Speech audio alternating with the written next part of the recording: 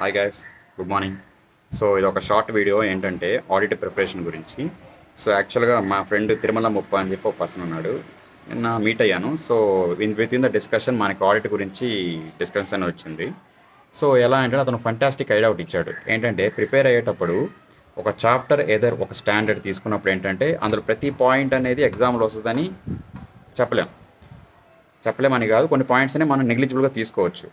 So core topics అనేవి ఏముంటాయని చెప్పి ఏదైనా మనం క్లాస్ విన్నప్పుడైనా సరే, సెల్ఫ్గా ప్రిపేర్ అయినప్పుడైనా సరే మనకు అర్థమవుతుంది ఏ టాపిక్స్ అనేవి ఎగ్జామ్లో అడుగుతాడు లేదా అడగచ్చు అని చెప్పి. సో ఒక పెన్ పేపర్ తీసుకొని ఆ స్టాండర్డ్ ఆ chapter what ever your preparing ఆ టాపిక్స్ అనేవి మనం నోట్ చేసుకోవాలి. అంటే ఏంటి sir topics in the sense ఏంటంటే మెయిన్ హెడ్డింగ్స్ ఉంటాయి కదా, ఆ హెడ్డింగ్ అనేది నోట్ చేసుకోవాలి. అంటే ఏ విధంగా క్వశ్చన్ డ్రాఫ్ట్ చేయొచ్చు అని చెప్పి, ఆబ్జెక్టివ్సా లేకపోతే ఇంకేమన్నా అని చెప్పి. సో అలా చేసుకున్నప్పుడు ఏంటంటే ఆ నెంబర్ ఆఫ్ నోట్ చేసిన పాయింట్స్ అన్నీ ఏంటంటే అందులో మీరు ఆన్సర్సే నోట్ చేసుకోరు, క్వశ్చన్ ఎలా డ్రాఫ్ట్ చేస్తారనేది పాయింట్స్ రాసుకుంటాడు ఏ టాపిక్స్ నుంచి వస్తాయని చెప్పి.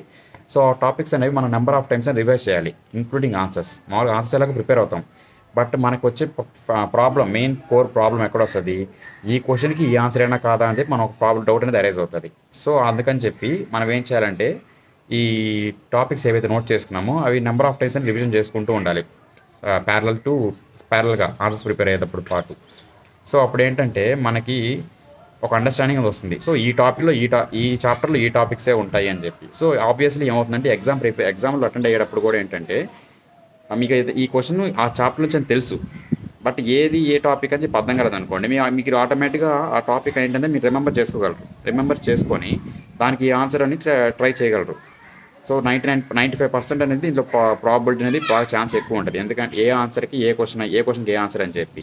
సో ఒకసారి అది ట్రై చేయండి. ఇంకా ఏమన్నా ఉంటే నేను అప్డేట్ ఇస్తాను. అంటే పీఈ క్లాస్ గురించి మాత్రం మ్యాక్సిమం ఈరోజు ఒక షెడ్యూల్ 1 అప్లోడ్ చేస్తాను, అండ్ నెక్స్ట్ క్లాస్ తర్వాత అప్లోడ్ చేద్దాం. ఓకే.